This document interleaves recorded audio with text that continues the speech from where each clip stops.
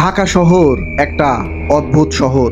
বড় বড় অট্টালিকার ভিড়ে লুকিয়ে আছে এখানে নানা ধরনের জানা অজানা ভৌতিক কিছু বিষয়। তেমনই এক পুরাতন জমিদার বাড়ির খোঁজ পেয়েছি আমরা, যেখানে দিনের বেলা যাইতেও মানুষের গা শিউরে। এই বাড়িটি 1977 সালে প্রতিষ্ঠা করেন সেই সময়ের জমিদার নৃপেন্দ্র নারায়ণ। অলৌকিক কিছু ঘটনার সাক্ষী হয়েছেন এই বাড়ির বাসিন্দারা। দেয়ালে বয়ে যাওয়া বট গাছগুলো দেখলে বুঝতে পারবেন বাড়িটি কতদিন ধরে পরিত্যক্ত। বাড়িটির নির্মাণ শৈলী দেখলে বোঝা যায় বাড়ির মালিকটি কতখানি শৌখিন ছিল। আমাদের চোখে পড়ে আরেকটি বিষয়, তালাটি দেখলে বোঝা যায় কতদিন ধরে আবদ্ধ রয়েছে এই গেটটি। বাড়ির ভেতরে প্রবেশ করতেই গা শিউরে ওঠে আমাদের।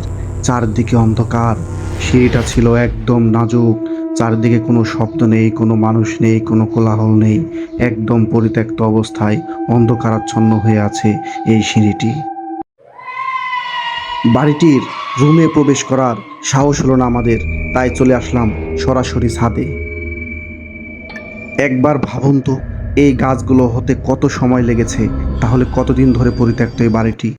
একবার ভাবুন তো, কত শত বছরের পুরাতন হলে এরকম লোহাগুলো এরকম মরিচা পড়া, কতদিন পড়ে থাকলে মরিচা পড়া লোহাগুলো এমন দেখায়, একবার ভাবুন।